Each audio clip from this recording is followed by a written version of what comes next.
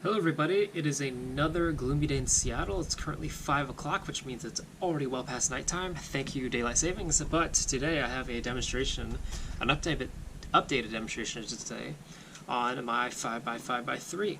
And this one is actually post-processed, so it's sort of a double update. This puzzle is even better in that regard compared to my old 5x5x3 that I have a video on. So I just finished this puzzle up in a live stream, and I'm actually still running it, so this demonstration will be run from two angles. But I just finished stickering. Once again, stickers are from Chewy's puzzles. Chewy stickers, and they look excellent.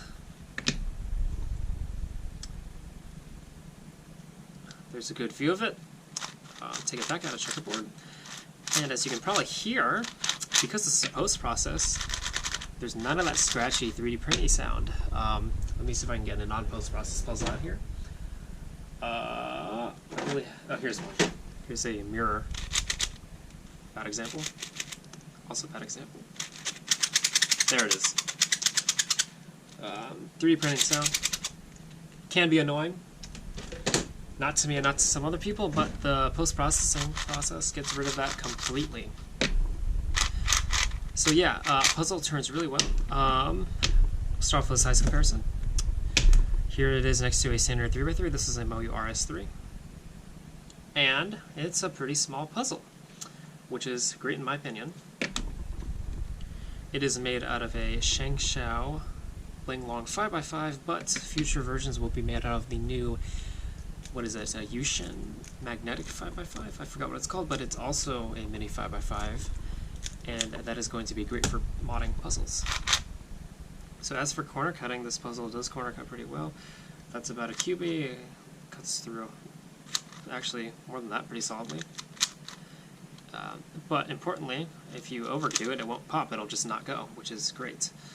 On the white and yellow side, same deal. It just cuts right through. That's a pop. That's not very good. I need to tighten this puzzle up.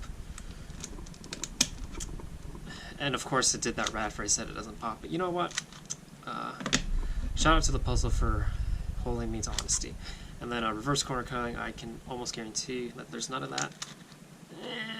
I'm not going to consider that anything. Yeah. And then of course it'll cut through multiple misaligned layers, as it should, which is really great. Same there. Yeah. So this puzzle is speed solvable. This is actually a puzzle that I would say is reasonable to speed solve, in fact, because it's a smaller order. But just doing some cuboid algorithms, let's do the, I forgot what it's called specifically, but the one where you're doing the last layer and you have two corners in and two out.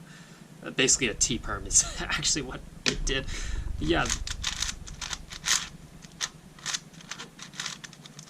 Aside from my clumsy nature, the flow is pretty good. Let's see. Let's do the diagonal edge swap. Let's see. This algorithm goes. I think it goes this. There we go. Diagonal edge swap.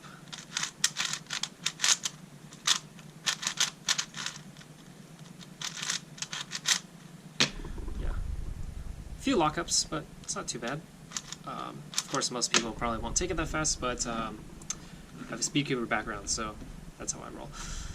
And so I guess the last thing to do would be a full scramble of this puzzle, and that is something that I can actually do because I am more than happy to solve this puzzle. So of course, I'll start off with scrambling the partially scrambling the puzzle, so just turning these layers all 180 degrees on the white and yellow sides, and then 90 degrees all throughout the rest.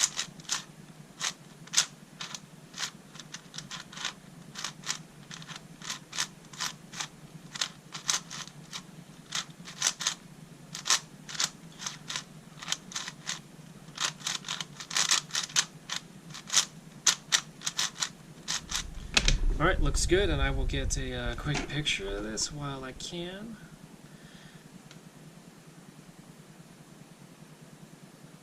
There we go. back out of the way. Alright, and then now from here I will go on into a full shape-shifted scramble. And I will admit this is one of my more favorite puzzles. The floppies are some of my favorite puzzles in general, but this puzzle is just so small, simple, and yet it does take me some time to solve that it is very enjoyable.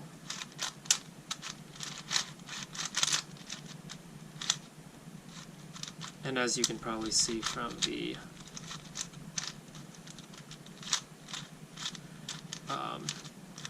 scramble, it turns very well, and there's none of that scratching sound whatsoever.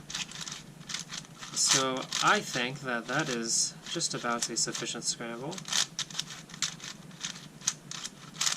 And I'm just gonna call it good right about, let's say there. So yeah, that is a full redo secondary demonstration of the post-processed 5x5x3, and I'm going to immediately go ahead and film the 6x6x4, so I will see you guys in about 3.5 minutes for that video. So goodbye and see you then.